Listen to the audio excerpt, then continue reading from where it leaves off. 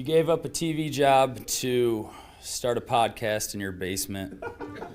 If that doesn't scream midlife crisis, I don't know what does. It was Championship Sunday here in Indianapolis. What's the mindset then coming in as a defending champion? I want to win.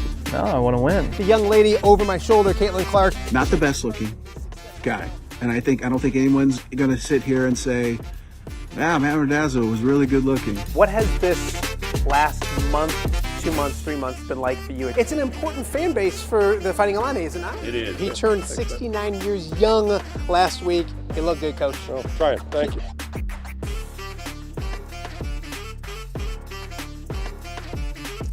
Welcome to Off the Air with Matt Randazzo here on a Wednesday in the Quad Cities, Wednesday, August 19th. Thank you guys for joining us.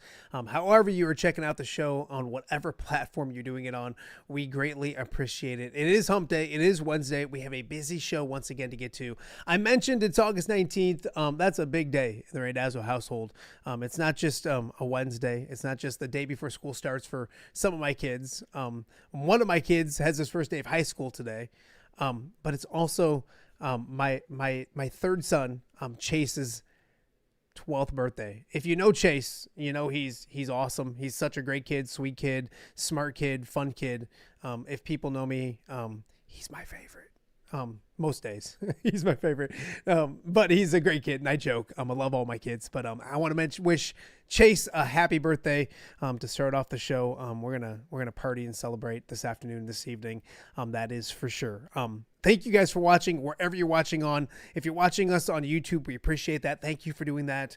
If you're watching us live, even better. If you have subscribed, thank you. If you have not subscribed, click the subscribe button.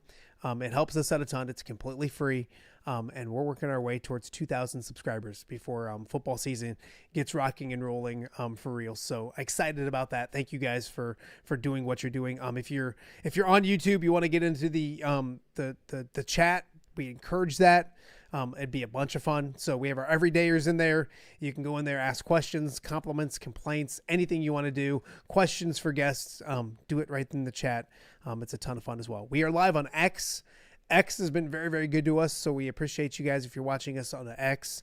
We are also live on the WHO streaming app each and every day, so welcome to our viewers in Central Iowa. We appreciate you guys as well. And then, of course, you can check out the show, this show, today's show, any of the shows from the past on any podcasting platform that you use, whether it's Apple, Spotify, iHeart, Podbean, excuse me, wherever you get your podcast, put it Off There with Matt Randazzo, and you can listen to the show. You don't have to look at me. You can listen to the show each and every day as well. It's been a great week so far, busy week so far. Monday, Tyler Tashman was on the show. Jeremy Adolphson previewing Monmouth-Roseville football. Yesterday's show was great. The one and only Scott Docterman was on. If you missed that, go check it out. A lot of talk the first 2 days about what we saw over the weekend when it comes to Kids Day in Iowa City and the Iowa quarterback competition. So obviously great to catch up with Doc. We also had Galesburg head coach Sean Hickey on the show and Riverdale head coach Guy Derricks yesterday as well. So if you missed anything, go check out the first couple days. Go check out Friday's show. We were live. If you're an Iowa Hawkeye fan, if you're a football fan, if you're an Iowa football fan, go watch Friday's show. We are live from Iowa Football Media Day. We started things off with Seth Wallace. We finished things up with Kirk Ferentz. We had both quarterbacks on set with us. It was a bunch of fun. So if you're an Iowa fan, go check out that show as well. But do that later. Don't go anywhere right now. We have a full show to get to today. Coming up in just a matter of moments, we're going to chat with the Davenport Northwest Little League team out in Williamsport. We chatted with them yesterday. Really cool because it was getting night. It was getting night. It was nighttime, I should say, out in Pennsylvania. So the field was behind them. Great chat with three of their standouts and their head coach, Mark Irwin. So that's coming up in a matter of moments. Remember, they begin the Little League World Series. They're playing on ESPN2 tomorrow night. 5 p.m. First pitch against California. All eyes here in the Quad Cities will be on that. Really an exciting story for them. And three great young men, Cannon Kane, Cooper Tisson, and Anthony Johnson Jr. Joined us last night. You're going to see that here in just a matter of moments. So really a fun conversation with those three young men, and then of course the head coach as well. Also coming up on today's show, we're going to preview Sterling Newman. They're loaded once again. They get a lot of guys back from last year. They were good last year. High expectations in Sterling with Newman, as always. Probably one of the best teams. Definitely a top 10 team in the state of 1A, in 1A or 2A, wherever they land. We'll preview the comments with their head coach, Mike LeMay, coming up later on in hour number 1 of the show. In hour number 2, we're going to kind of focus on the track. High school football starts in like 48 hours, a little more than 48 hours, but Friday is the first day in Illinois. We will look at the track and preview the track with Ty Taylor from WRMJ. All of that, plus Dan Pearson and your FCA story of the week. So we have a loaded show to get to here on a Wednesday. A few news and notes before we get going. For the second straight evening, it was the Northsiders walking off the Southsiders. This time in the bottom of the ninth, not extra innings, but a Cubs victory once again. They win a thriller after a long delay. So it was the Cubs taking the first two of that series. I'll say this, really good baseball, really entertaining games. That series is so much fun when both of them are good. And hats off to the White Sox. They're a grindy, gritty baseball team that find ways to hang around and win games. And they'll look to try to avoid a sweep this afternoon at Wrigley Field. So it was the Cubs winning that game as well. The Fever won again last night. I believe it's their fifth straight win as they knocked off Toronto yesterday as well. And it came up yesterday towards the end of the show, but we do want to kind of quickly tell you about the AP Top 25. College football AP Top 25, and there's the Iowa Hawkeyes sitting there at number 22. So they're ranked 22nd in both the AP and the coaches top 25s going into the season. You look at the rest of the Big Ten. You got Ohio State and Oregon 1-2.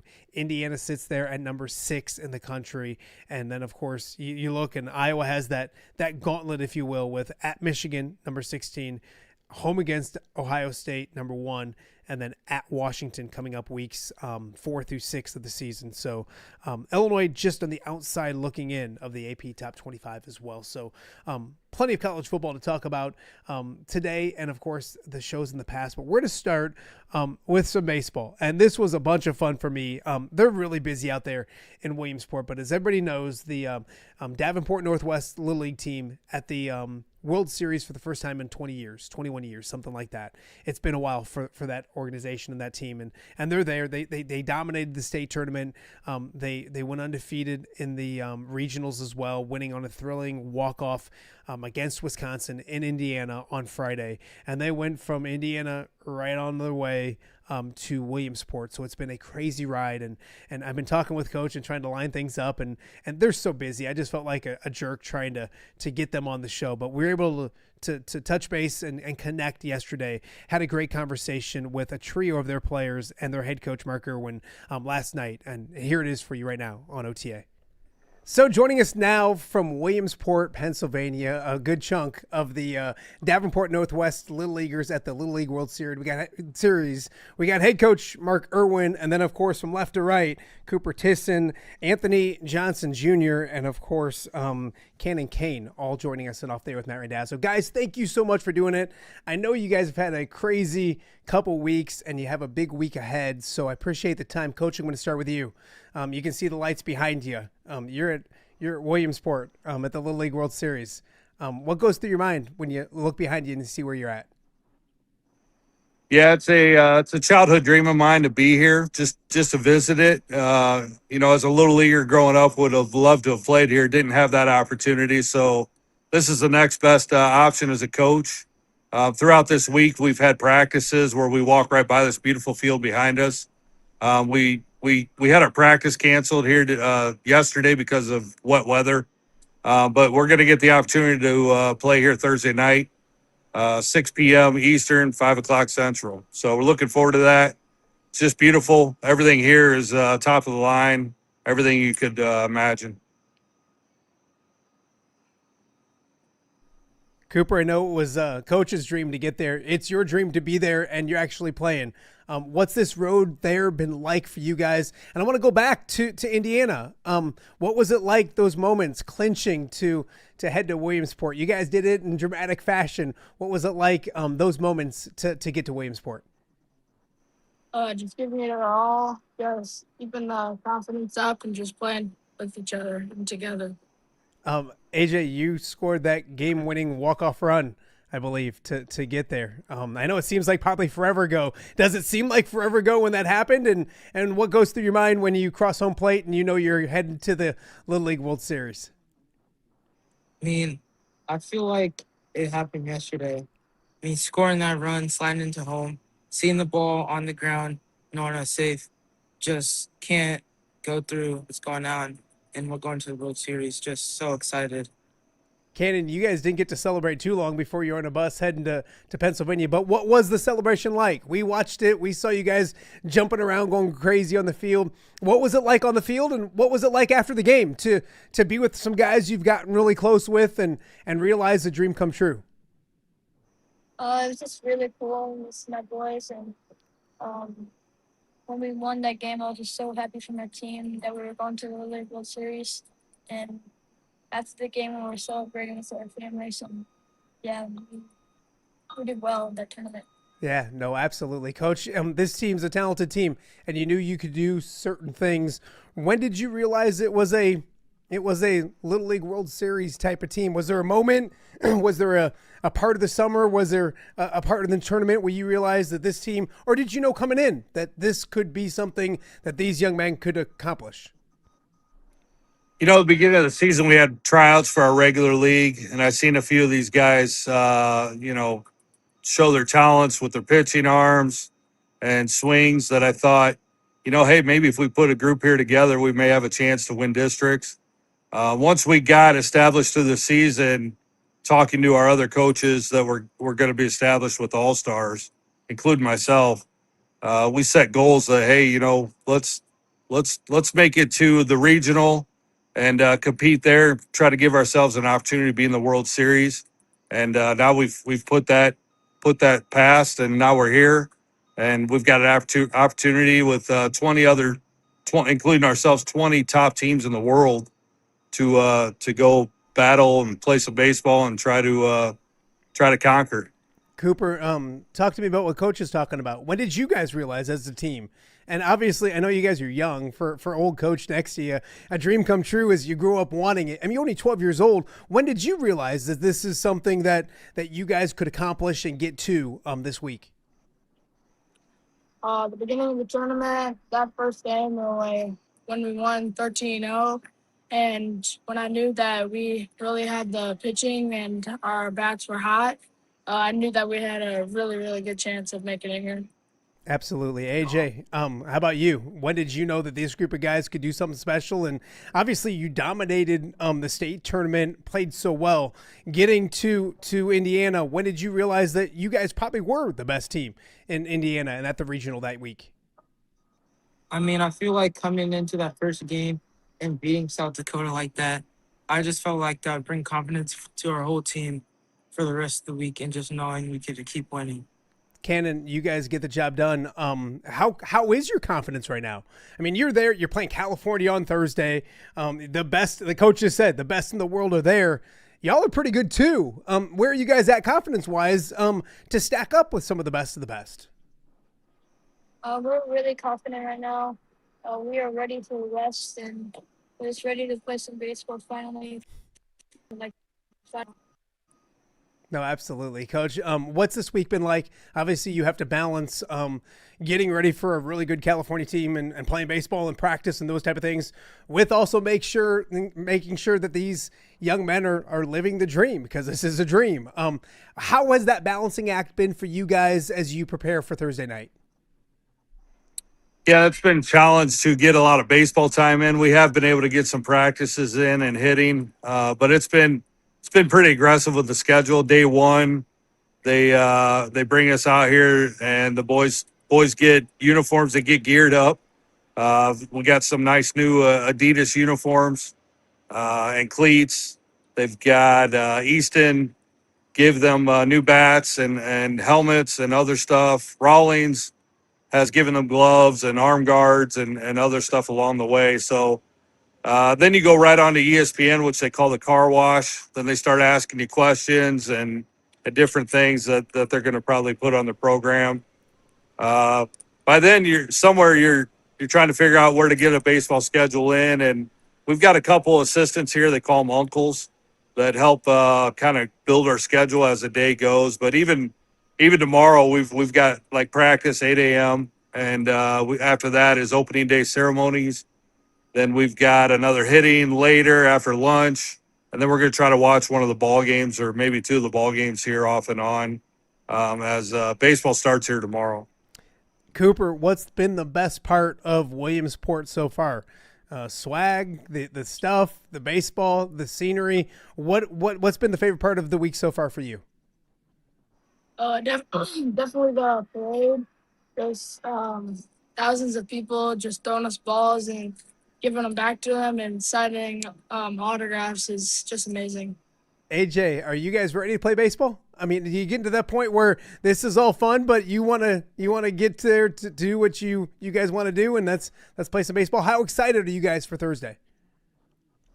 Yeah, I feel like our whole team is eager to get back on the field after a couple days off and just ready to showcase the Midwest and how much talent there is. Cannon, I remember taking vacations when I was 12. I never went to Williamsport, and what you guys have been doing, traveling from Indiana to Williamsport, and has it seemed surreal? Have you guys gotten a chance to relax a little bit? You're 12, and you guys are running around the country play baseball. What has that been like? We have been relaxing for some time, and we just been putting in work lately these last 2 to 3 days. I'm just so excited to play some baseball finally, and yeah. I love it. Coach, tell us about California. Obviously, some really good teams out there. I don't know what you guys know, what you expect. Do you guys kind of focus on yourselves and kind of play your brand of baseball? Do you scout and try to find out as much as you can about California? Your expectations for the opener on Thursday? Yeah, so we were fortunate after we won our championship on, what was that, Friday?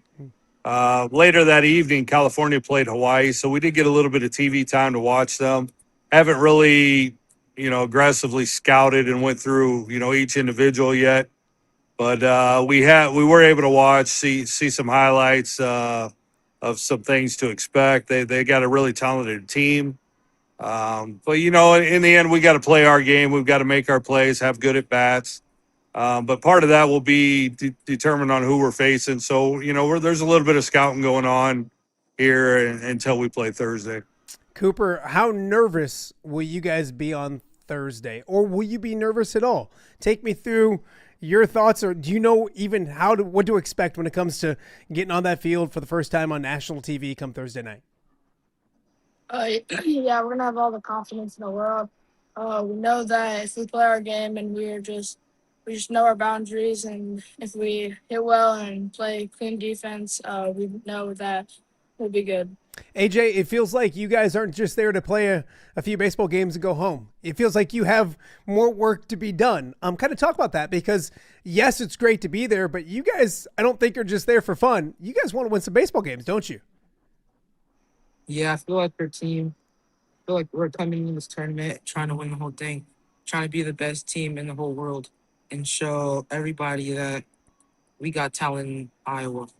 I love it. Cannon, who's the coolest person you guys have met? Have you met anybody or gotten to see anybody while you've been on this journey that's been cool or been fun to see? Definitely the Vanderbilt coach. She was really cool to see at the before the parade at the picnic. It's just really cool to see a Vanderbilt coach and an MLB player there too, and yeah, all of that stuff. Awesome. I want to let you guys get inside. One more for you, Coach. Just overall, you got me bugging you. You got media and everybody else out there. And you hear the love from the Quad Cities. I know it probably feels like forever since you've been back in the Quad Cities, but it's not just Davenport. It's both sides of the river. Everybody's kind of embracing you guys as our team as you guys hit the national level. Do you guys feel that, Coach? Do you see that, and your thoughts of the support maybe you guys are getting back from back home? We don't get to see it necessarily in front of us, but we're hearing a lot about it. We're getting little tidbits about, different groups having watch parties and the excitement that's developed, in the Quad City area in general. And it's cool to hear. I mean, it's, talking to the media and having these interviews isn't a bad problem. So we're enjoying it. We're going to try to play some good baseball here, though, and get back to business. Love it. Cooper, before we let you go, give me your favorite baseball player and team. It can be different player, different team, all that kind of stuff, but give me your favorite player and then your favorite team as we let you guys go. PCA and the Cubs. I know you're doing this goofy interview with me, but he just hit another leadoff home run to start the game again tonight. So that's 3 and 6 at bats. He's pretty good, isn't he? AJ, I'm a Cub fan, so Cooper, you're a good man. I like that. AJ, give me that player in that team. Well, my favorite player is Kenny Griffey Jr. and my favorite team is the Cubs. I gotta ask, because I've heard that from you before. Whatever interview it was here in the Quad Cities, you said Ken Griffey Jr. You know that's probably Coach and I's favorite player growing up. Why Ken Griffey Jr.? I appreciate the history, but how did you fall in love with Ken Griffey Jr. and how he plays? I mean, I feel like me and him kind of have like the same swing, just relax in the box and just hitting home runs. I love Coach. Is he right? Is he a little Ken Griffey Jr.? Yeah. He's right. He wears the number too. He wears it just like him. So it's cool. It's really cool to see. We got our own junior on this team, and it's AJ. I love it. Cannon, favorite player, favorite team. Before I let you guys get home or get out of the dark. My favorite team is the Atlanta Braves, and my favorite player is Connor Cunningham. I love it. Hey, guys, I appreciate you taking the time to do this. Trust me, I know you're seeing tidbits from it, but everybody's here watching, and they're going to be watching on Thursday evening, 5 o'clock our time, 6 o'clock out there, as you guys get ready to take on California. Take care of business against them and just keep winning a whole bunch of baseball games, and we'll catch up with you guys real soon. I appreciate it, guys. Thank you. All right, thank you. Awesome. That is a trio from the Davenport Northwest Little League, and of course their head coach Mark Irwin joining us right now on Off the Air with Matt Randazzo. We wish them the best of luck.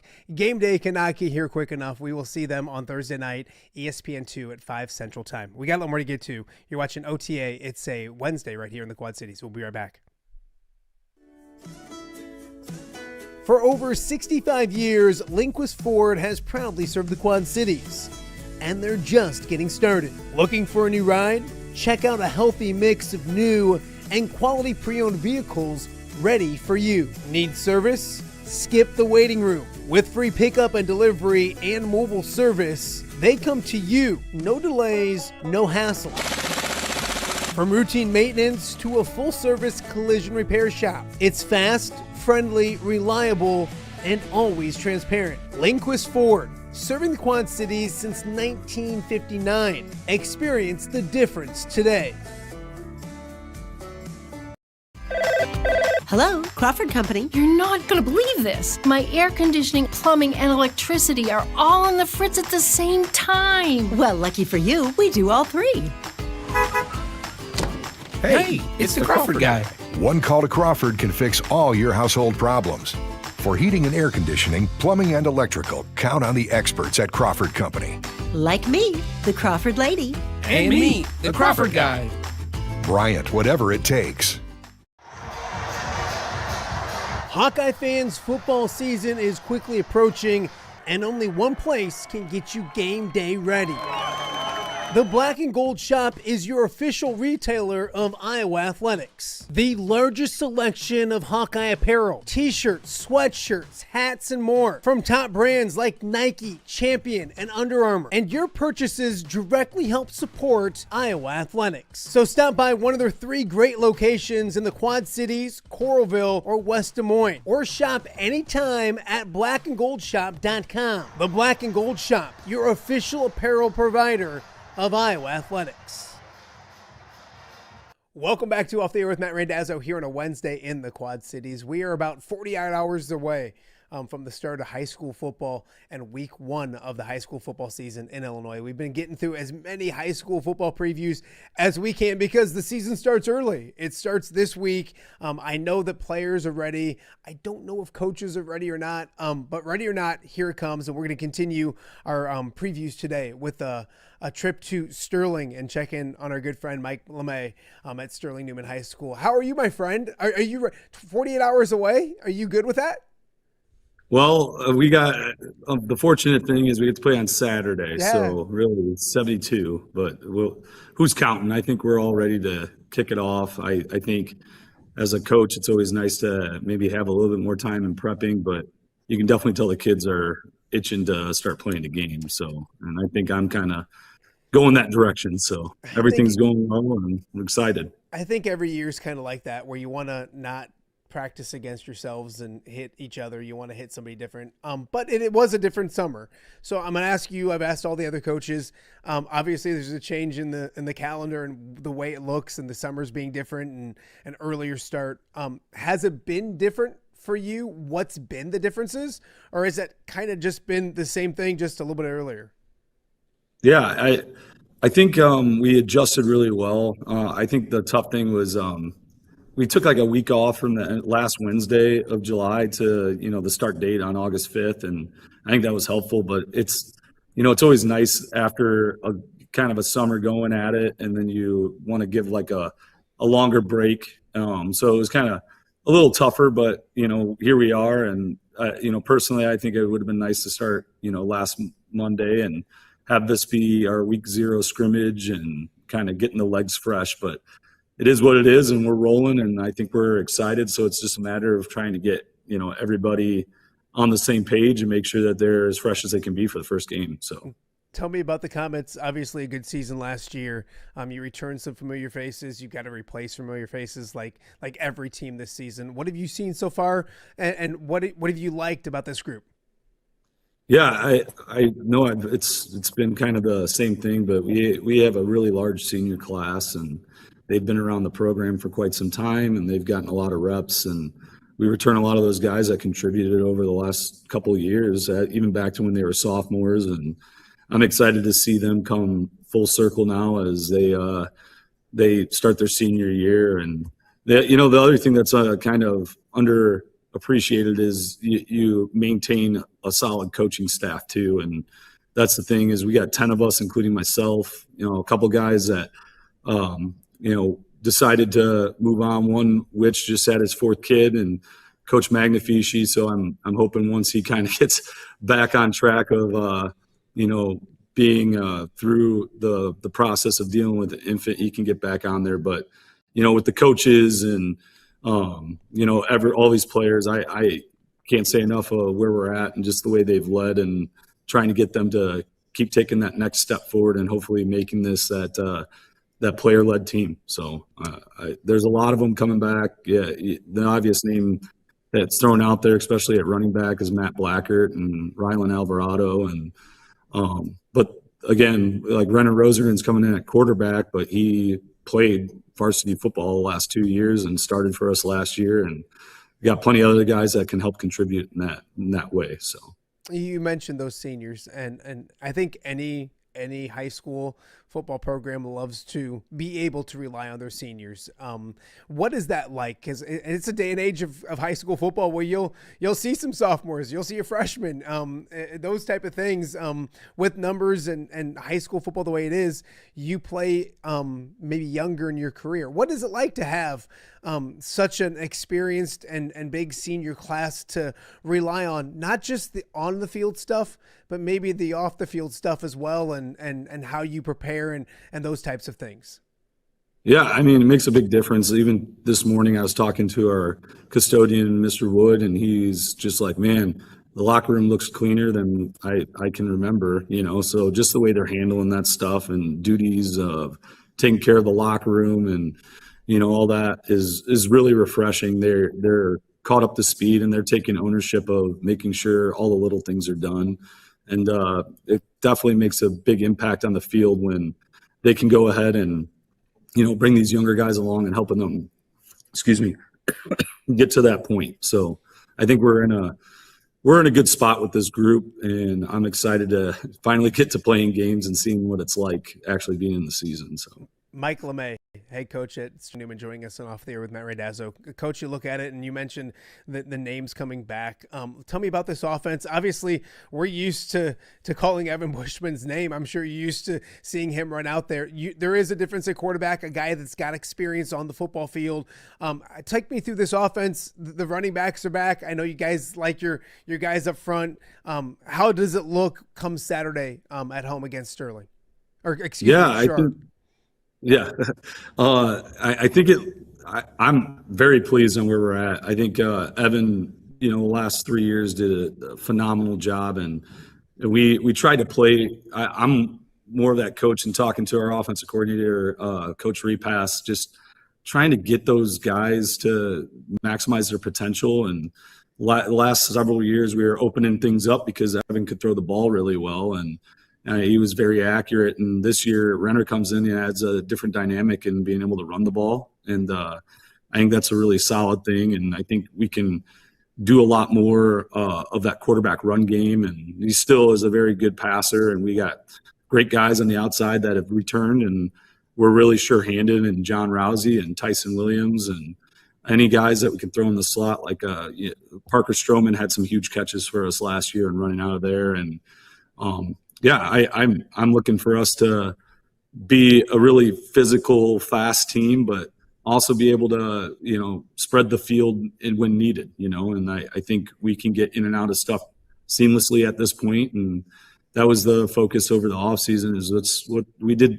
I think we did a little too much, and that was my fault, trying to push and say, oh, we got a good quarterback that can handle this. But now we're at the point where it's like, okay, we know what we can do well, and we practiced it all summer, and I'm excited to hit the ground running and see what it looks like for sure. Take me to the defensive side of the football, and obviously y'all are known for good defenses at Sterling Newman. Talk about some of those guys, and obviously Friday nights offense is fun, and highlights are cool, and that's what probably makes the news and those type of things, but defense wins a lot of football games. Tell me about the comments on the defensive side of the football. Yeah, that's where we have most of our returners. They had a lot of experience of flying around.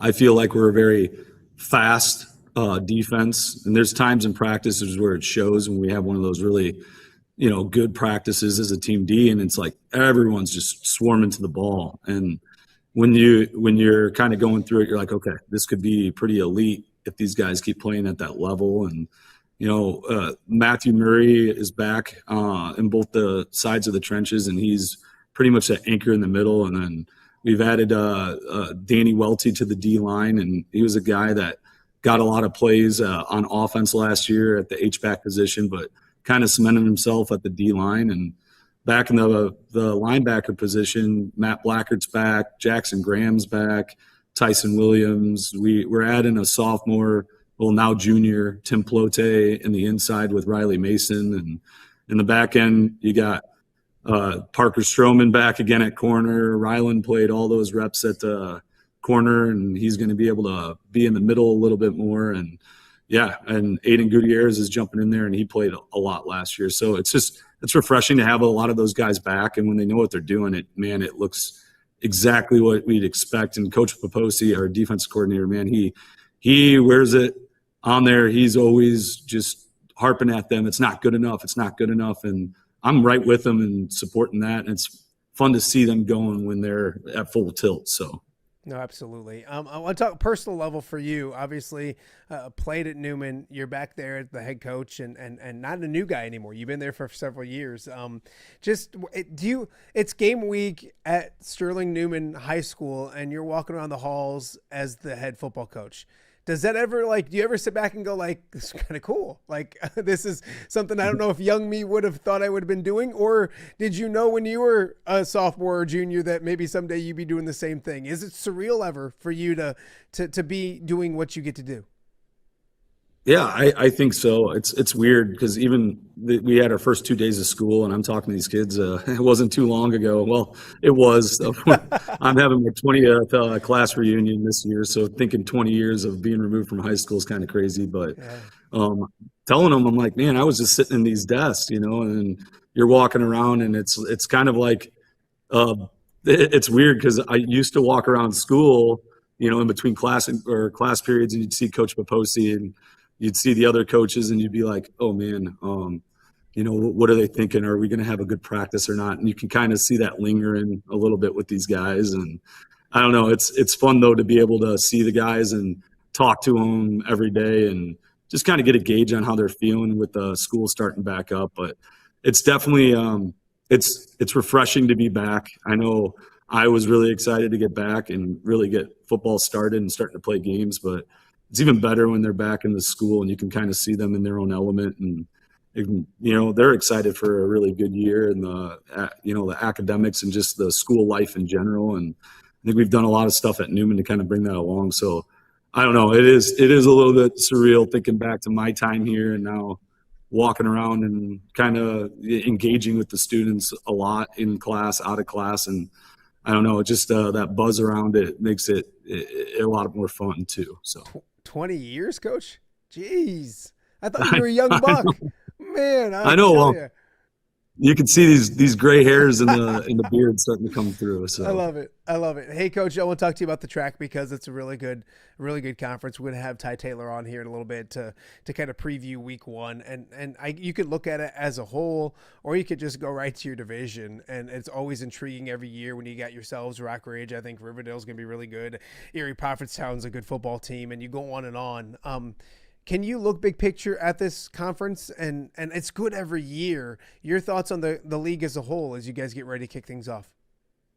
Yeah, I really am really, really happy to be a part of the TRAC. I think it's unique that we get these crossover games. I mean, the first 3 weeks we get to play, the other side of the conference, but it feels like you play a lot of those teams all the time. This is our first year since, gosh, it's 2 or 3 years now that we haven't played Sherrard, so it's kind of nice to play a team that you haven't. And then, of course, we go into Kewanee and Princeton, which we're familiar with those teams and those coaches, and I think they do a great job. It's one of those things with Princeton now. I feel like that's been our big rival, going forward in the crossover games and all that stuff. And then when you get to our side, I mean, we see those guys every year, and you're right. You just mentioned a lot of those teams. I can't say enough about the coaches in the conference, and getting to know Coach Graves and Coach Derricks, and I've known Coach Whitebread forever, him being a Newman grad as well, and those guys just do stuff really well, and they're doing the right thing for their kids and making sure that they're ready to go, which makes it really exciting on Friday nights or even Saturday games, that you're going to get a quality opponent that's ready to come in and really test you. And I think that's exactly what we got here with not only the coaches, but great players across the board.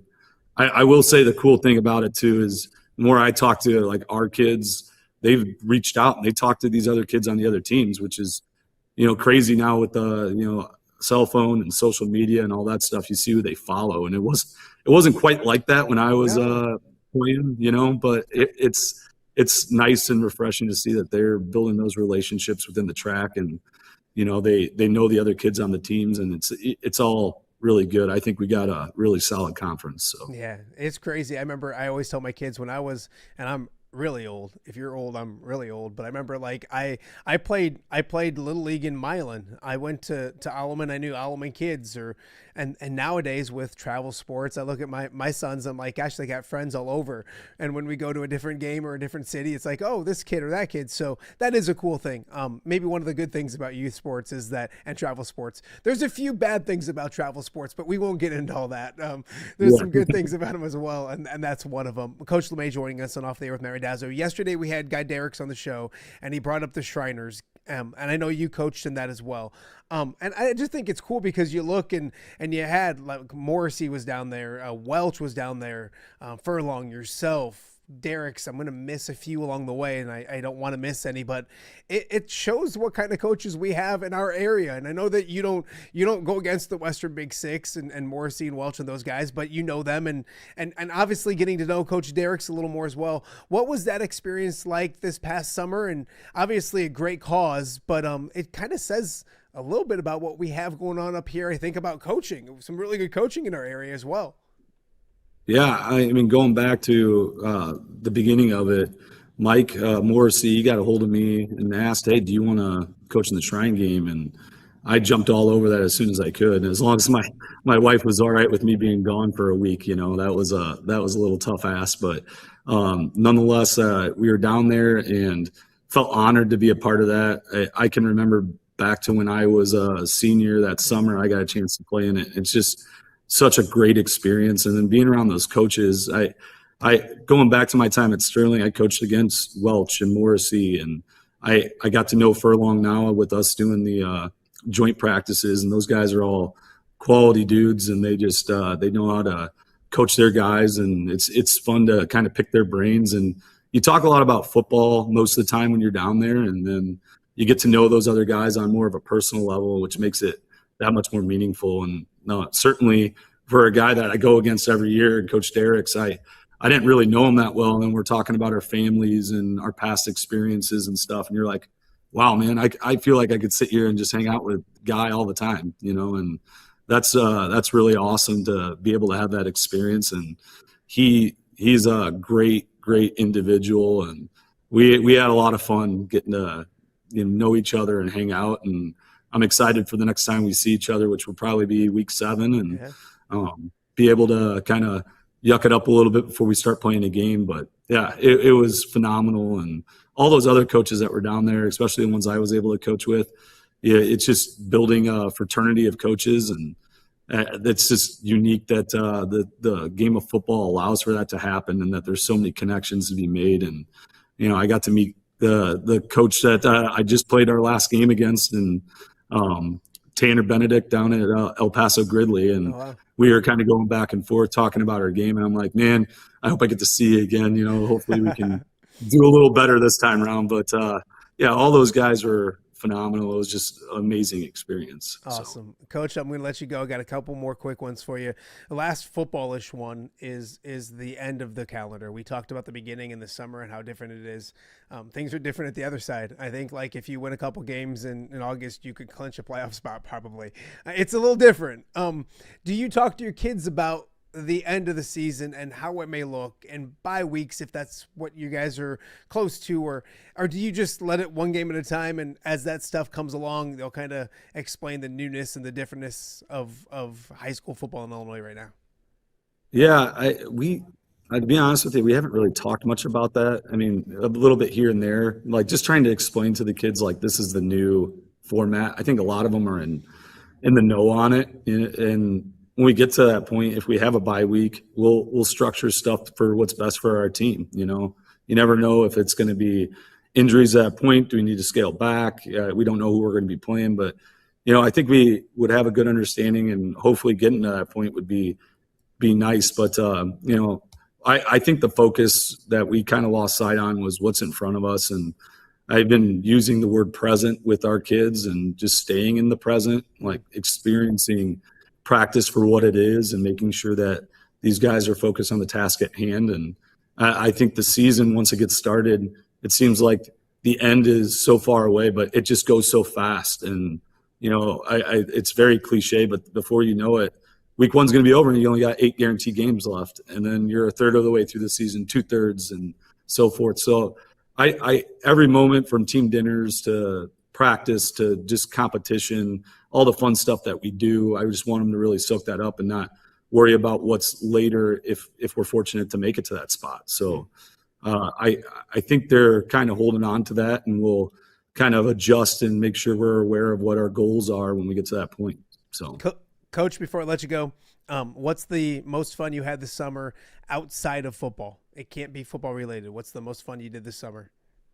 Yeah, I mean, that's tough. That Shrine game that week was great, but I think the most fun I had was taking my kids and my wife up to camping up in South Beloit. We went to a place called Pearl Lake, and we were able to kick back and relax and swim and enjoy, and it was just fun watching the kids play and not have much to think about and kind of disconnect. And I think those moments are so valuable. And my kids are growing up pretty fast, and I want to make sure we get all those experiences while we can. And outside of that, all the golfing this summer is always fun and being competitive. So I don't know, as bad as some days are, it's fun to just be in a golf match. So I would say between those two things, on getting on vacation with the kids and my wife and getting out on the courses makes it for a lot of fun. So I know Schlemmer lives like on a country club, like he's big time. I mean, the money that he has, it's amazing. Did you get him at all? I know you golfed several times. I think he told me this past weekend, like every Wednesday you guys went golfing? Is that a thing? Yeah, we got every Wednesday. It's usually the same group. It's me and John, and then a couple other guys, and we kind of rotate who's on teams and adjust things. But no matter what, there's a match. And who's a better golfer, you or Schlemmer? Who? I would say that's tough. This summer it was kind of no, it's not. No, it's not. There's an I think answer. John, Coach. Yeah, John got the better of me this summer more times than not. So I give him the nod. But all right, I don't like that. I don't know. There's some times where I'm going that I think I can get him. So I love it. Hey, if you weren't doing this, if you weren't coaching football, if you weren't in administrative and at a high school and those kind of things, what would you be doing with your life, career-wise? Oh gosh, I'm a guy that enjoys history a lot, so I think I would be trying to do something in travel as much as I possibly could, getting out and seeing things and different experiences. Every time I've gone outside of the country, I just get blown away with how people live and, experiencing those cultures and everything along those lines. And I think that's what I would do, is try to, I don't know if I'm much of an influencer, but I would try to do that. So it would pay my way to go to different places and try to get that content out, and then just enjoying life outside of here in Sterling and getting out and doing different experiences for sure. So. I love, last one for you. I'm a foodie. I'm coming up to Sterling, let's say, and and it can be I'm taking my wife to a nice meal, or I'm bringing my entire family. Where are you sending me to? A little background. I asked this question to Nolan DeLong for the University of Iowa on Friday up in Iowa City. I said, I'm in Iowa City. Where am I going to eat? And he told me Arby's was where I should eat in Iowa City. So don't send me to Arby's. I like Arby's, nothing against Arby's. But if I'm coming to Sterling, where are you sending me? Where's your favorite place to eat in Sterling? Oh man, that is a very tough question. If you ask my 4-year-old son, his birthday was yesterday, we asked him, what do you want? And he said, Culver's, so I'm like, shoot, can't go wrong there. But if you want something unique in Sterling, I think there's a lot of good options. You got Arthur's over there, which is hard to beat. Yeah. So we always try to go there for lunch, but I don't know. It's hard to beat the bias of Chicken George. That's just always Candlelight is always a go-to. We got a newer restaurant that does a good job on fine dining, and that's Lux, and that's a fun place to go to. Nice. But Angelo's Pizza, Alamita's Pizza, we got it all up here, and it's kind of crazy. Really do. That, it's kind of a hidden gem, because Angelo's is one place where me and a good friend of mine, Scott Weiss, anytime we were in the Sterling area, we were figuring out a way to get pizza before we got out of there as well. Hey, the onion rings at Culver's is, in my opinion, the best fast food side that you can get anywhere. I love Culver's. So I made fun of Arby's, but Culver's is as good as it gets. And I don't make fun of Arby's is good too, but Culver's is legit. Well, I will say, and this is something that is a little unknown, but Arby's is like my favorite. My kids are like, oh, Arby's. I'm like, come on, this is that beef and cheddar with the curly fries. You can't go wrong there. And curly fries, really good. I think Coach Schlemmer would back me up on that too. I like it. But the kids love the cheese curds at Culver's, man. That's the go-to ticket. So I feel like we're always got too many cheese curds, so I'm sitting there pretty full at the end. I love it. Hey, I'm going to get some lunch here. You made me hungry. So, hey, Coach, I appreciate the time.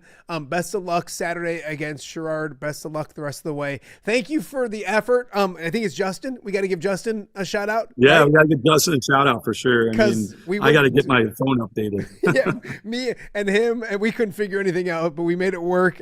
Best of luck this season, Coach. We'll talk soon.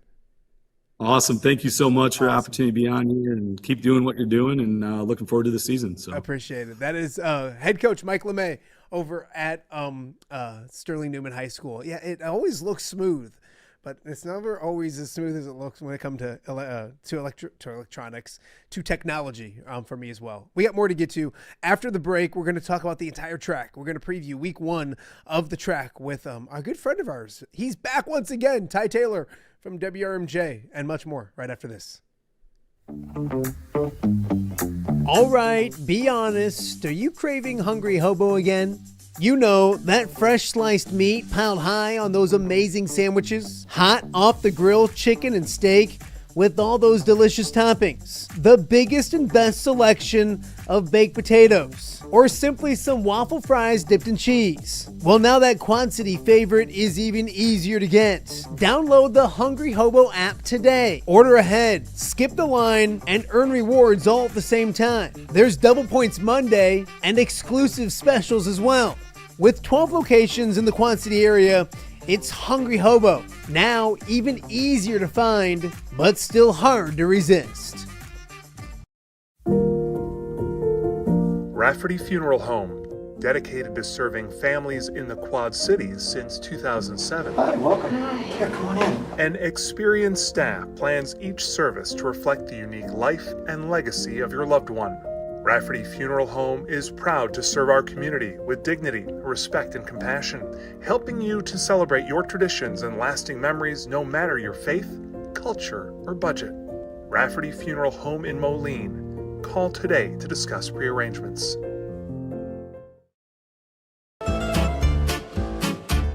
When it comes to quality, convenient pizza, Godfather's Pizza in Silvis has you covered. Featuring a beautiful dine-in area, delivery, and a carry-out window. Godfather's Pizza is that pizza you grew up with, not a convenience store. You see, at Godfather's Pizza, the dough is made fresh daily. That mozzarella cheese is shredded fresh and never frozen. And those toppings are abundantly piled high each and every time. Locally owned and operated since 2010, Godfather's is a huge supporter of local athletes right here in the Quad Cities. So come on by and check them out at 1211 Avenue of the Cities in Silvis. Order online at godfathers.com and reunite with that same delicious pizza you grew up with. Welcome back to Off the Air with Matt Randazzo here on a Wednesday in the Quad Cities. Wednesdays last fall were the highest rated shows of the entire week, of the year, of my career, really, because we always had the knowledge and information of this young man right here. Ty Taylor from WRMJ joins us, our track expert, our high school football expert, and my favorite Taylor. Ty Taylor joins us. How are you, my friend? I am doing good. It's great to be back on Off the Air with Matt Randazzo. This is the year of being on this program once a week in the fall. So welcome to the high school football season. And see your smiling face, Mr. Randazzo.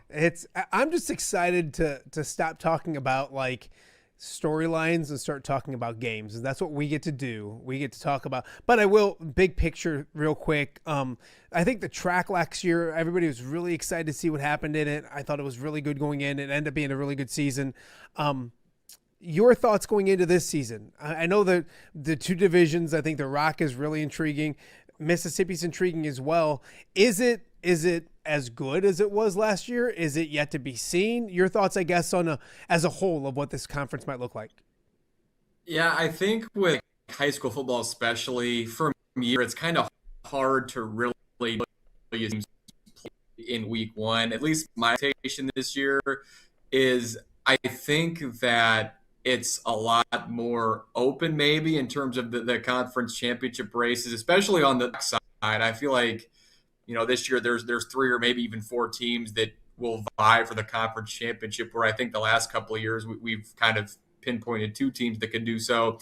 And the same thing on the Mississippi side. Now I think it's still kind of a 2-horse race, which we can get into as we talk throughout the year, I'm sure. But it feels like the top on the Mississippi side, those teams, there's a little more uncertainty than normal for both of them, talking about Monmouth, Roseville, and Princeton. So, yeah, I think we'll learn a lot in week one, just because it feels like, a lot of these teams, there's a couple of new head coaches in the league too, where there is some kind of mystery or intrigue about what these teams are really going to look like. So, I'm looking forward to seeing what all shakes out Friday night and Saturday night in this league. But I think, like it is every year, should be pretty competitive, week in and week out. No, absolutely. Ty Taylor joining us from WRMJ. Let's get into week one, and we'll start with maybe the best game of the week. There's a couple of them that are really, really good.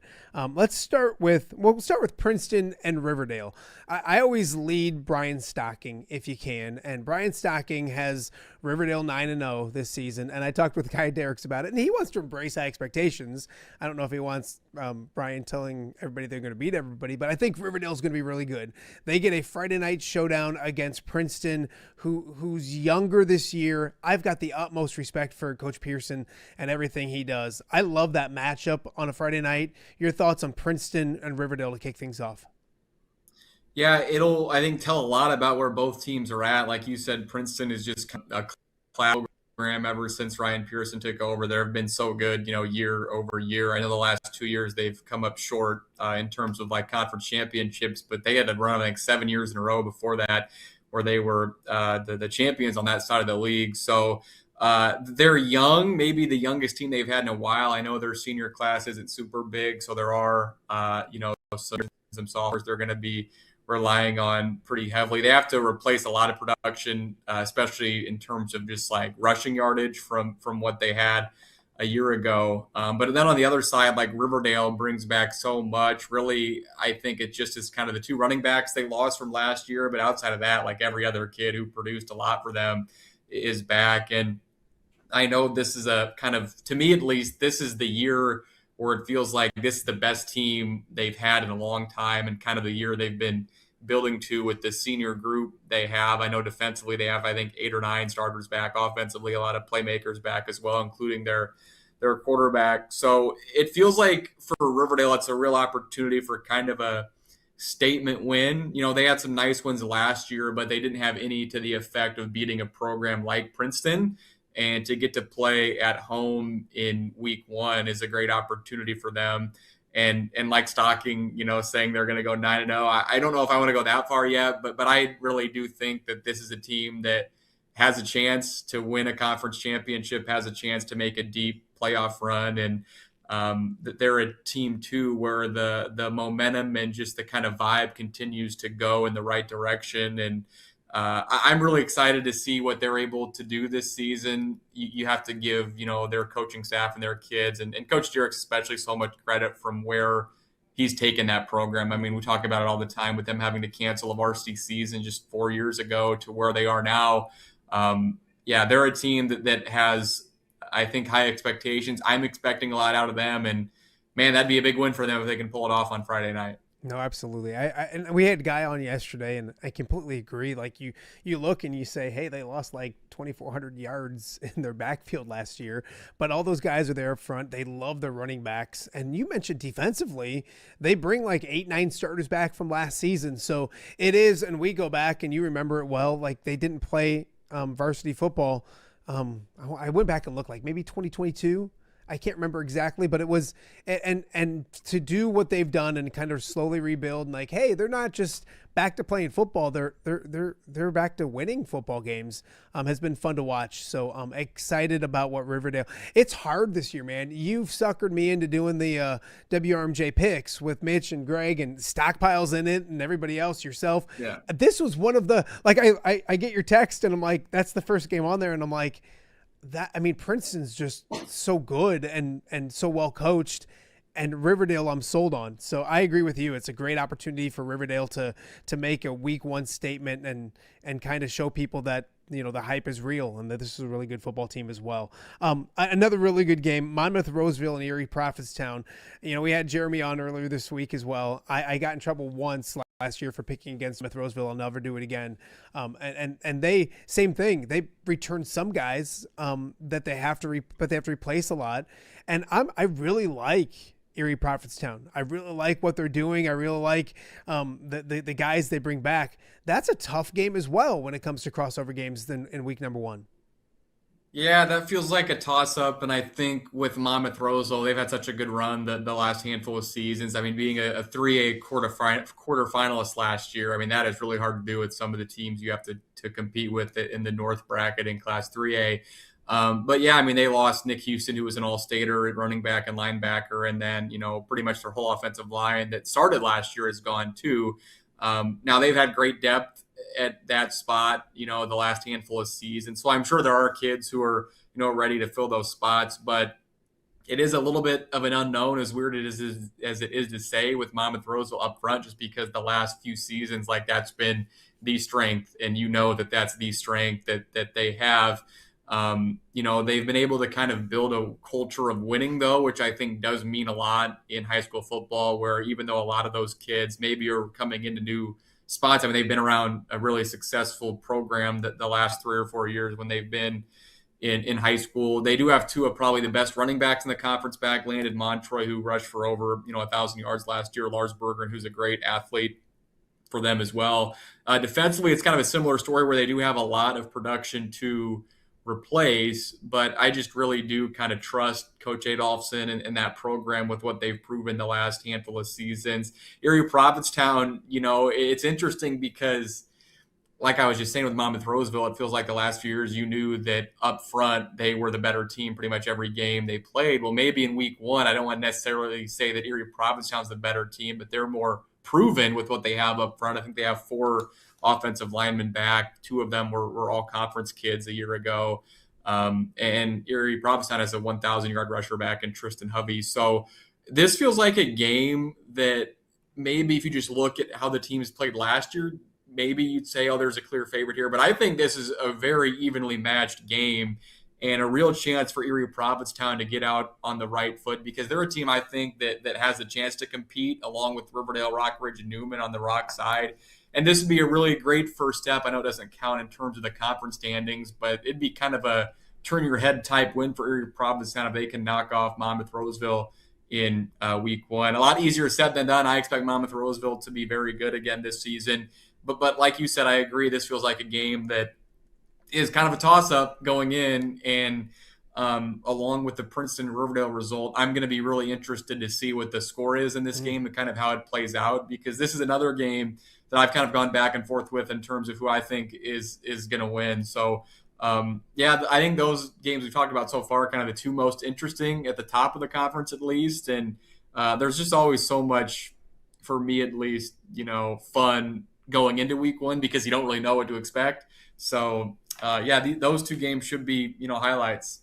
It's funny, Ty, because I look at week one, it's about opportunities because you have 2 teams like Riverdale and Erie Provincetown that have been on the rise, and they have an opportunity with high expectations to have a great season. And you look at it, and their opponents are the 2 teams that we're used to, especially in that Mississippi division, that are going to be really good. I had Jeremy on earlier this week, and he mentioned Coach Adolphson that he felt really good about where his guys were right now.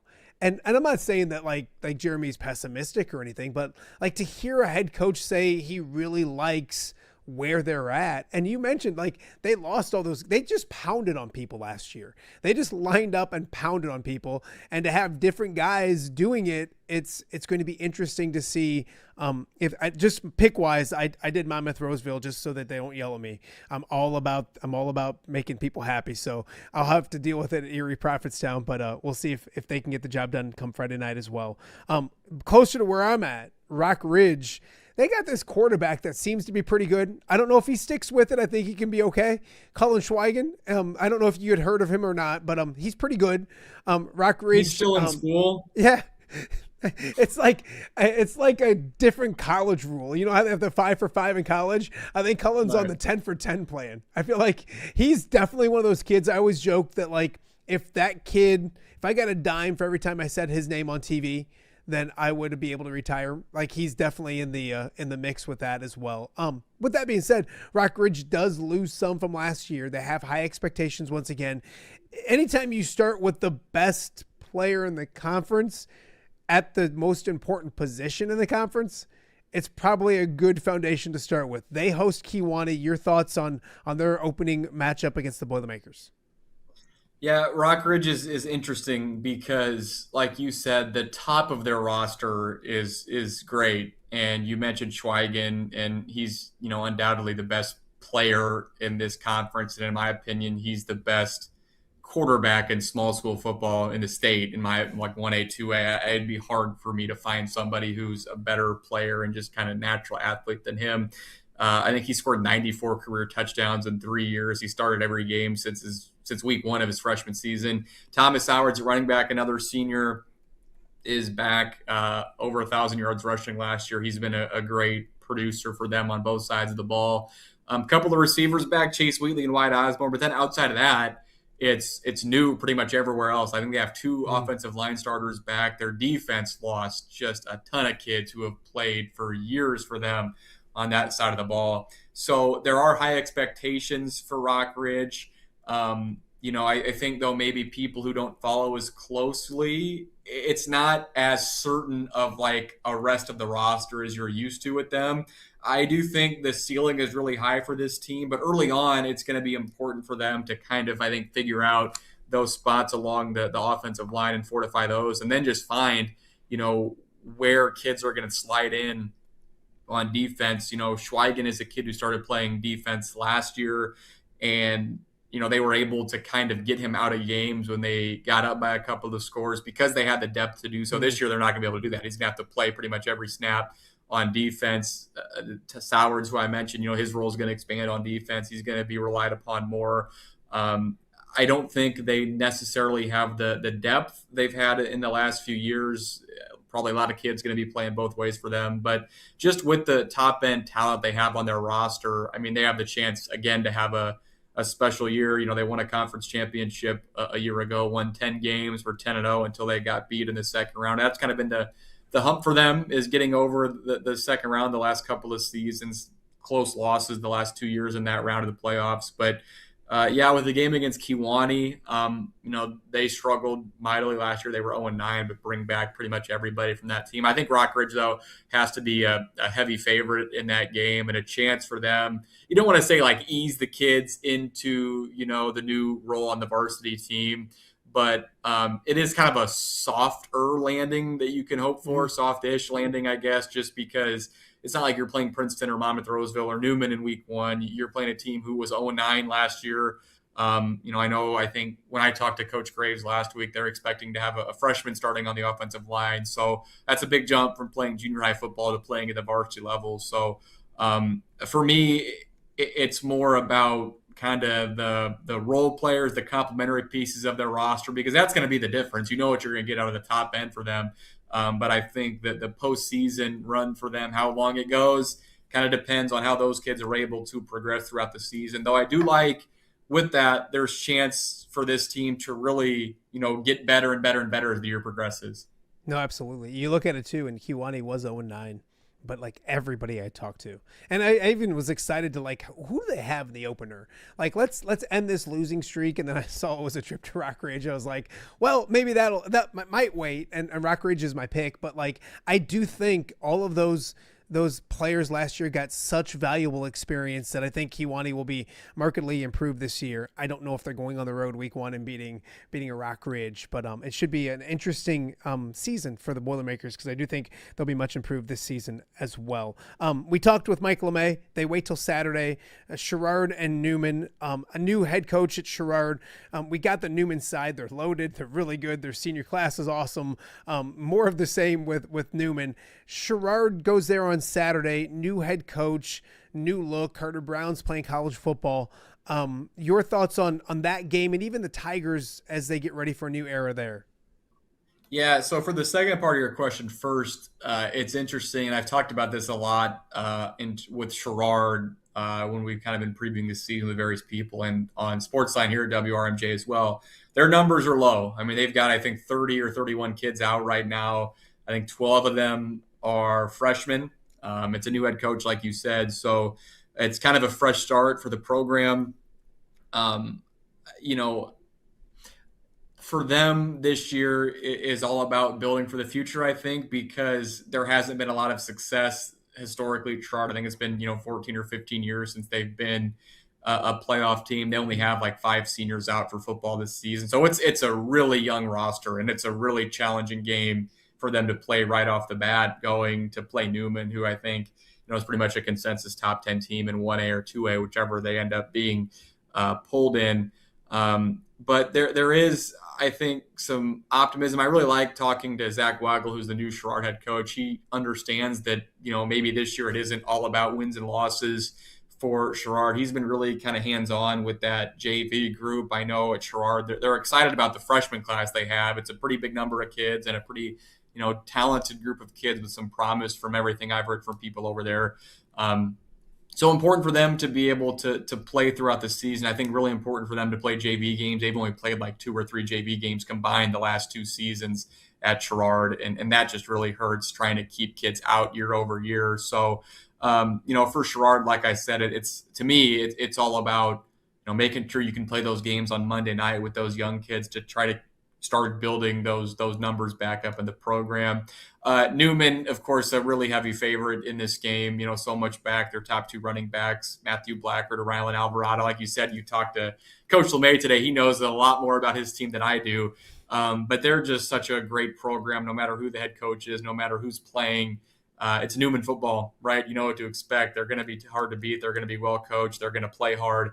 and they're going to play the right way. And, I'm really excited for some of the games they play later in the season. They don't play Rockridge till week 8, which will be really fun. Could be a lot on the line in terms of a conference championship there.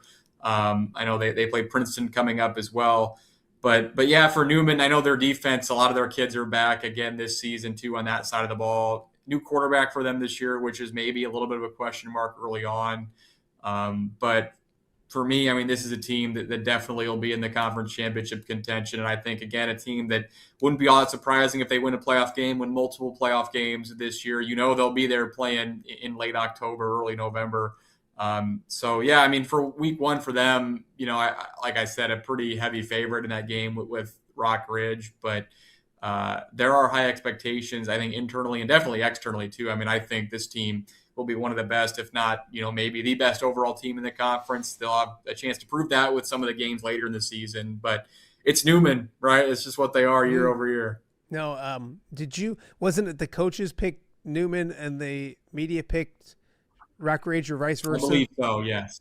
Something along those lines. So obviously, Newman's going to be very, very good this season as well. 2 more games to talk about. You're down there in beautiful downtown Aledo as we speak. The Mercer County gets ready for year 2 under their head coach. They host Hall.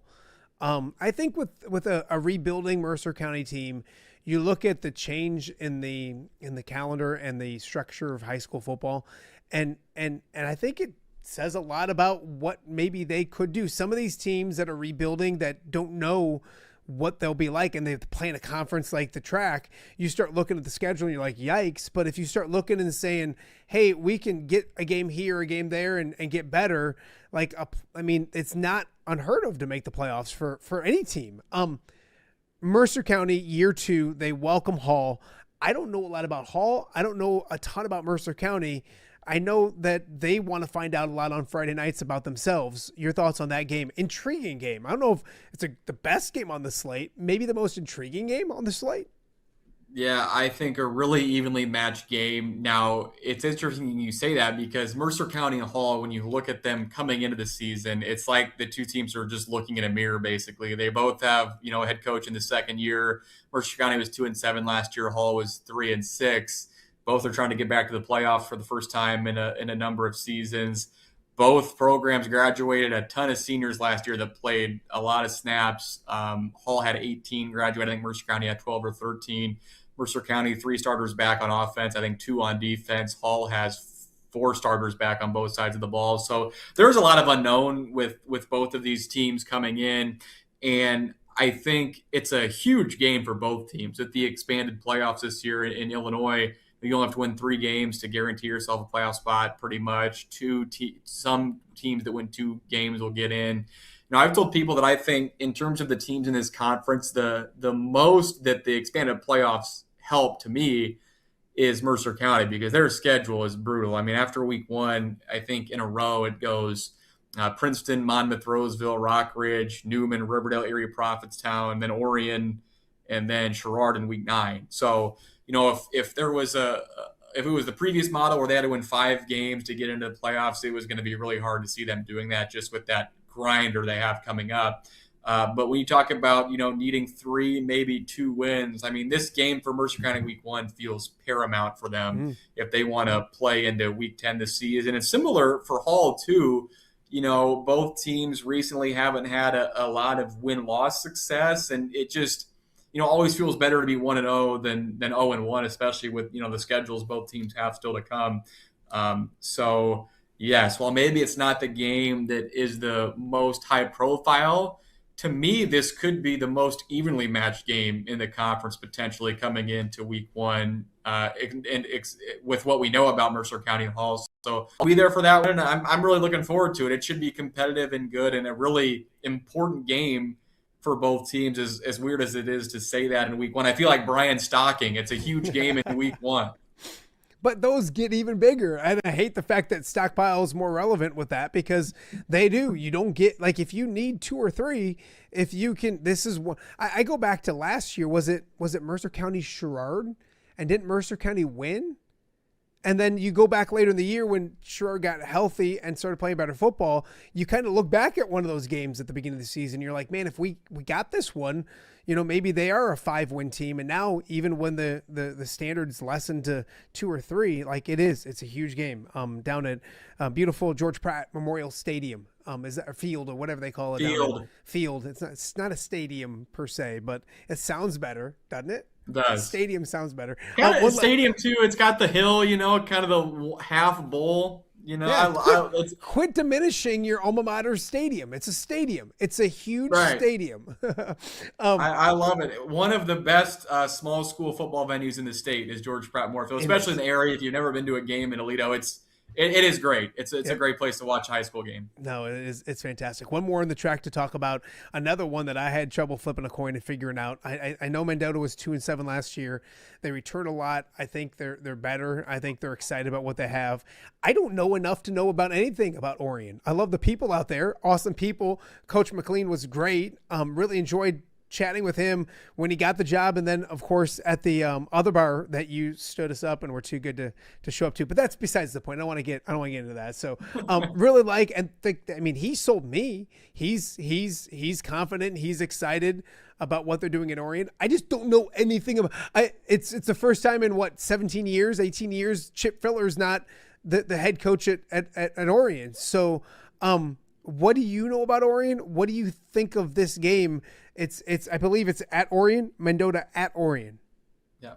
So what I know about Orion is kind of what you said with Matt McLean who's taking over. I think he has the perfect personality for a program like Orion that's trying to turn it back around.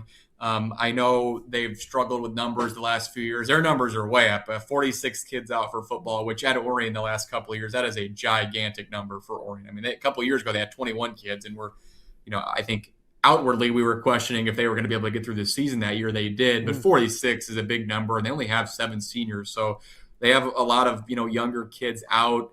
There is excitement around the program. Now, what it looks like, that's the thing that's still the mystery, because I've talked to him. We had him on Sportsline on WRMJ last week, and they've been kind of really coy with what it's going to look like. They haven't really said outwardly what really to expect. So that, I think, is the interesting thing for me is with, Coach Filler leading Orion the last 17 years, you knew what it was going to look like offensively and defensively because it was just kind of a program that was established. That's not the case anymore. It's new. So I'm looking forward to hearing from the game on Friday and kind of seeing what their offensive system is like and what their defensive system is like. They've got to take a big step forward on defense. They've really struggled the last few years defensively.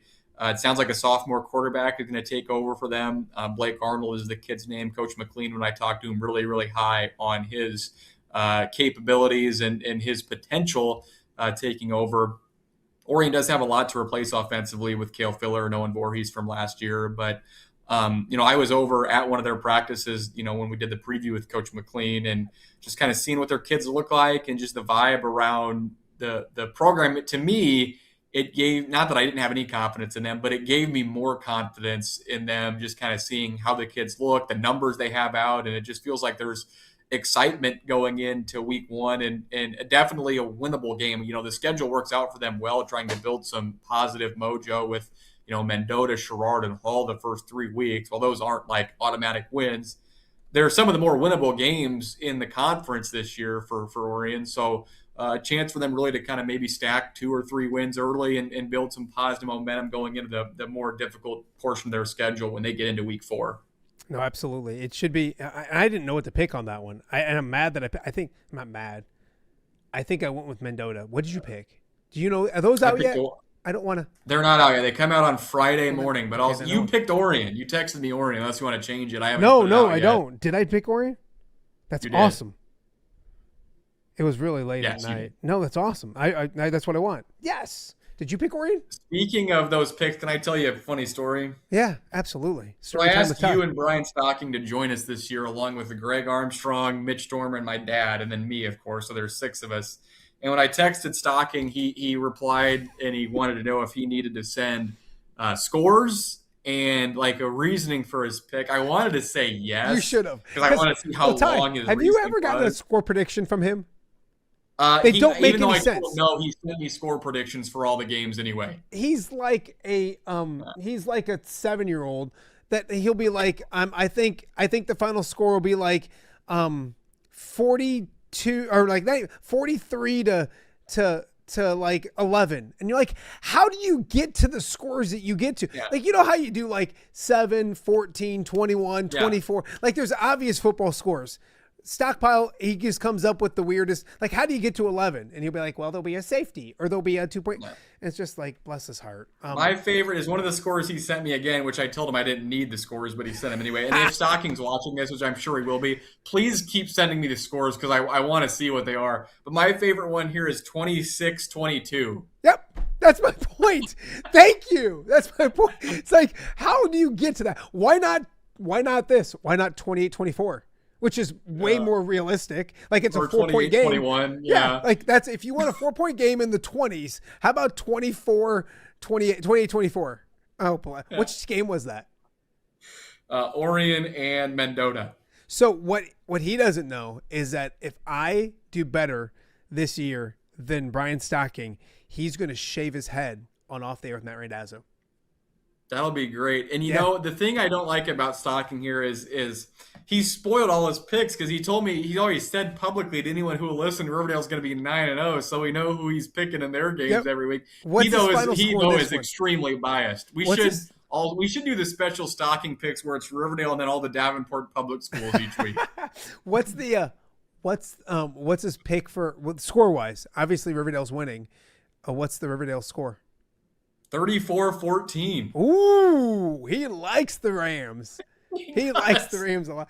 He is a national treasure, not just a Quad City treasure. He's a national treasure. And I guarantee you, he's watching this right now and he's texting me because that's what he'll do. Yeah. I'll get text messages at night and I know what part of the show he's watching because he'll be like, just so you know, blah, blah, blah. I'm like, okay, that he's watching. So, all right, my friend. I hope I represent. I love when I get a text from Brian Stocking. It's great. I hope I represent okay. I'm excited about that. I always worried about. Do you ever get fan bases mad at you? Like legitimately mad at you? Not really. Not seriously. Like the Monmouth Roseville kids have joked the last few years. At least I take them as jokes. Yep. But it's all in good fun. And like that's what I always tell people when we do this. Like I'm not rooting against your team. You have to pick one of the teams to win. And I think to me at least, since we've done it, like we've got a lot of feedback of people enjoy like reading it at least. And to me, I just want to bring, more conversation, more coverage of the conference. It's so fun to cover this league, and it's been great since Mercer County joined with like all of our local schools in it.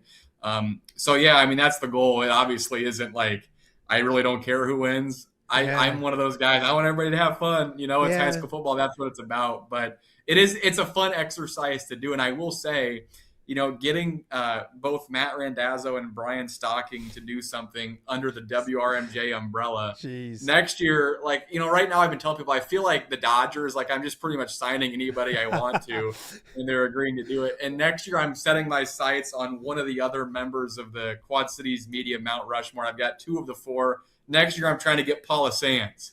Wow. To be the track pick. So your Mount Rushmore, you're an idiot, is 3 of the 4 is Paula Sands, Brian Stocking, myself. Who's the 4th? I don't know. I'm trying to think of my dad, maybe. Yes. My dad. Yes. I love it. That's the worst. We got 2 Allman grads up there. That's the worst, best Mount Rushmore I've ever heard in my life. No, you're right. I remember doing obviously TV, and it'd be like you always had to like we were just taught, and we get it. Like if you're talking about a team, talk about them, but then say something nice about the other team. Don't make a pick. Right. And it's like, I mean, it's not realistic. People at home see through that. Like if I sat up here right now, and no offense to Sherrard, and said like, I think Sherrard has got a good chance to go into Newman on Saturday afternoon and beating Newman. Like, I think I lose credibility, right? Like you have to be somewhat honest with people, and best of luck to Sherrard. And if they do, I'll eat my words next week. But I think people nowadays want to get your opinion. That's what these shows are about, is to get some opinion. Yes. And it's not like being you disrespectful. Said too, covering high school sports is different than covering collegiate sports or professional sports. Obviously, it's kids playing. And yeah, that's the thing. Like I said, it's not like you're not saying, oh man, I hope Sherrard gets drilled by Newman. That's not what we're saying. We just, with what's back for both teams, obviously, Newman is favored in that game. I don't think that's a surprise to anybody. But yes, you have to be careful the way you say it. And like I said, it's just, to me, people enjoy it, so we do it, and it's not to be taken that seriously. Yeah. We're 6 jokers, the 6 of us. I mean, look at us. Trust me, we get a lot wrong. And my thing is, we're not picking against a team. I'm picking for the reason. If I got up here and I said this game's going to go this way because this team's awful, this player's awful, like that'd be one thing. I'm picking because this team is really good and I think they're going to win. So hey, I got to let you go. We'll do this next Wednesday. The check is in the mail. And one of these Wednesdays, one of them, can you get me a Polar Pop from Circle K in Aledo and come sit in the chair? Yeah, I want this year. I promise I will do it. Pick a Wednesday and I will make it work. I just can't text you the night before at like midnight. I got to be able to. Yeah, it's exciting because I've never been to the Randazzo estate before, so I'm really excited to get the tour in there. These 4 kids have just destroyed the place. Like, thank God they go back to school tomorrow. I'm so happy that they're going back to school. And I don't even some parents are like, "Oh, I'm going to miss them." I know I'm not going to miss them. I'm not going to miss them at all. No. My internet is going to be clear. They're not going to have 18 devices on downstairs. It's just going to be an amazing thing. So, all right, buddy, get out of here. We'll talk to you next week. Appreciate you. All right. Enjoy the first day of school at Alleman, Randazzo. Kids, hail to the Pioneers. That's from my dad. Let's do it. All right. See you, buddy. Ty Taylor from WRMJ with a great preview of week 1 for the TRAC conference. Not the track conference, the TRAC. The TRAC conference would be redundant because the C stands for conference. Anyways, we got a break. We'll be back after this. Hello, Dan Pearson here of FCA. Our team is thrilled to support Off the Air with our good friend Matt Randazzo. We share the view of the power of sport when it comes to relationships, including the influence of the coach. FCA believes the coach is the most influential person in America. Matt celebrates local coaches and athletes. His content is informational, insightful, and inspirational. Our Fellowship of Christian Athlete team loves partnering with Off the Air with Matt Randazzo while we engage, equip, and empower coaches and athletes in our 23 counties. FCA, the heart and soul in sports. View from the West, the podcast covering Illinois high school football.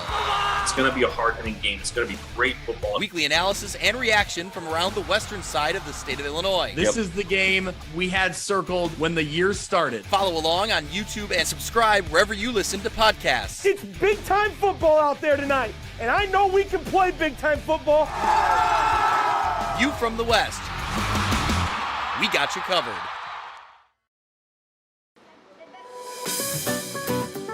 Are you looking for the Quad City's best chips and salsa? There's only one dude to turn to. Right on. Snoop. Hand-cut chips, fried fresh with that crunch you've come to love. And the most addicting salsa with delicious fresh ingredients each and every time. Pick up your chips and salsa, queso, enchiladas, and much more at the Stern Center in Rock Island. To place your order, simply call the man himself. It's Snoop at 309-314-8197 and find out for yourself what the rest of the Quad Cities already loves.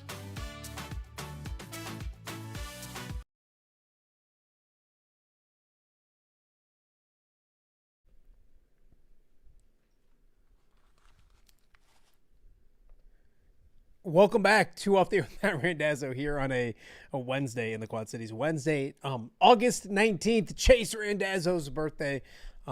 Excited to celebrate with them here in just a little bit when we get done with the show. A programming note, probably no show tomorrow. We will be live at Assumption High School to kind of preview week 1. I know it's the Iowa side and Illinois starts, but Assumption hosts Geneseo should be a fantastic matchup, and we'll get your rundown with the rest of the slate and get ready for a great Friday of high school football on Friday. So that show live from Assumption on Friday. No show tomorrow. Kids start school. My wife's got some appointments. I'm gonna be a dad tomorrow, I think. So most likely no show tomorrow, and we'll get rocking and rolling on Friday once again. I'm gonna pull my little day off card and be a dad for tomorrow, and then back with it on Friday. So before we leave you today, though, we do need to get to our did I not put this in? Sometimes technology and me don't go hand in hand. If you guys, anybody who knows the show and watches the shows kind of knows that. But What I am is I'm not only the guy that has to talk all the time, but I'm also the engineer / producer, I guess. So there it is. Anyways, on Wednesdays here, we always bring you the FCA story of the week. And 4-year starter Anya Nelson lines up at libero position for one more season with the Brimfield High School volleyball team. As Dan Pearson reports from the FCA, she's lined up for plenty more volleyball on the Division I college courts after committing to a very familiar setting. Here's Dan Pearson with your FCA story of the week. Volleyball is more than a sport to Brimfield senior Anya Nelson. It's part of the rhythm of her life, whether travel or the high school courts. The best part is clear. I'm so grateful to be on a team with such talented girls, and yeah, I'm very excited to see how we do this year. She'll have yet another group of friends through volleyball next year. Nelson recently committed to the Bradley Braves. I picked Bradley because I had been going to games and camps since I was really little. There's a picture of me when I was like 7, maybe. It was a picture of me and a bunch of Bradley girls at a camp or after a game or something. But I've been going to Bradley for a really long time, going to games, going to camps, so it's always been a really big part of my life. I always knew that she was a special talent. She's got a knack for the game. She has a high IQ. When she came in at 4'11", did I necessarily think that she was going to go D1? Not necessarily, just because out of principle and out of concept, they typically go for the longer athlete. However, she's always played like she's 6'3", so big heart. Since long before she was 4'11", Anya Nelson has loved the social part, the people part, and the places volleyball takes her. One thing I love about volleyball is going to different camps, and you meet so many new people. I was at a camp in Florida, and there were people that had come from New York, and it was really cool to just meet a lot of new people and just see where they're from. Now the coach saw it coming, the potential for Anya to become a Division I volleyball player. And the coach also says that's part of the charm of her job, watching all of her players develop through the years. One of the beautiful things of coaching is not only do you get to see them advance as an athlete, but also as a person, growing into women, starting as girls when they come in as a freshman and seeing their mindset change and the humility and just overall growth as people, and let alone volleyball players. Anya Nelson has clearly had outstanding people pouring into her, coaches and teammates. All this has also put her into a leadership role for the Brimfield Indians. I love being a person that people can rely on, and if you have a problem going on, I love being that person that you just can go to and tell. She hopes to continue to be that person at Bradley in the coming years. With the FCA Story of the Week, I'm Dan Pearson.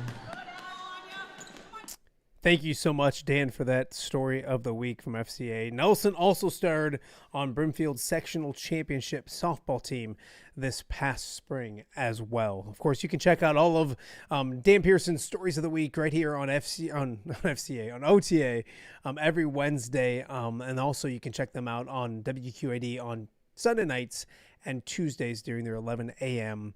Newscasts as well. And as always, you think high school football time of year, and you think of Dan Pearson, and obviously it's that time. It starts up this Friday, week 1 for the boys in Illinois, week 0 over in Iowa, which includes Assumption as well, with Assumption Geneseo. So we will be looking forward to another great season of high school football.